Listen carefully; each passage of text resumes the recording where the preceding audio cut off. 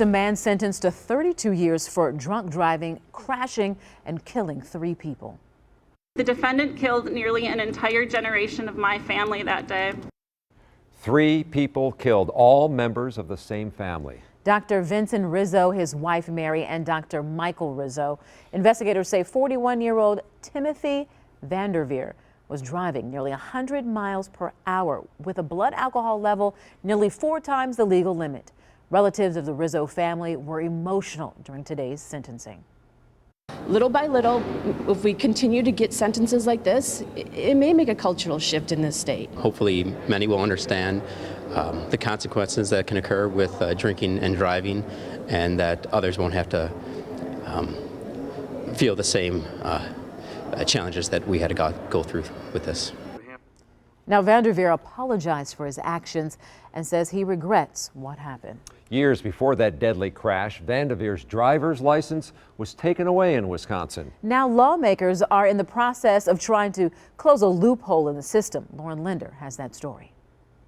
Deputies say Timothy Vanderveer's blood alcohol level was nearly 4 times the legal limit the night he crashed into the Rizzo family's SUV. Court records show this was his second OWI in Wisconsin.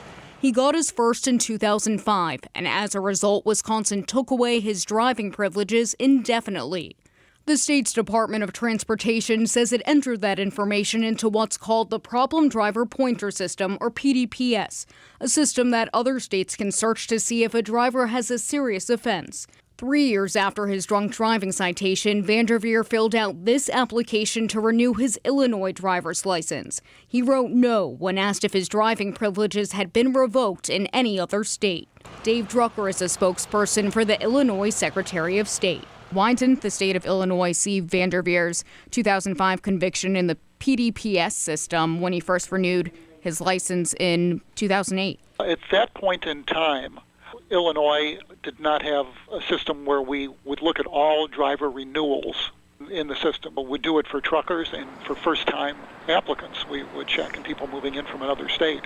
But when something was a simple renewal, we did not use PDPS at that point. Instead, Illinois relies on what's called the Driver License Compact.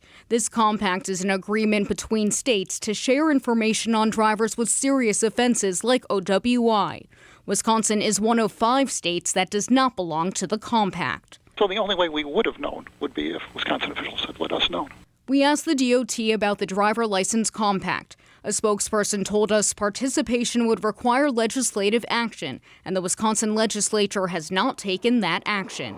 When we reached out to lawmakers about the DLC, we found most had no idea it even existed. Of the 57 emails we sent out, we received 14 responses. More than half had never heard of the DLC. But that could soon change. Through much of your reporting, we had learned that we hadn't been a part of the DLC. There are families that have been ripped apart because of this, and so we have to remedy that. After receiving our email, Representative Tip McGuire contacted lawmakers on both sides of the aisle. He's now in the early process of drafting legislation to join the compact. Representative Samantha Kirkman supports the move. She has a personal connection to the Rizzo family. She was with them just before the crash. That night, my family served the Rizzo family at dinner and left on a road that I drive several times a day. And, could have been any family member of mine out there. Both lawmakers say it's time to take action now that they're aware of the problem. This story, I think, that brought it to a number of our attention that we weren't using this data.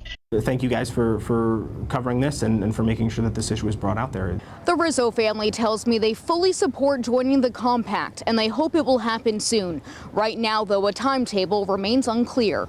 Reporting in Kenosha, Lauren Linder, today's TMJ4. To find out how to contact your lawmaker on this issue, go to tmj4.com/drivesober.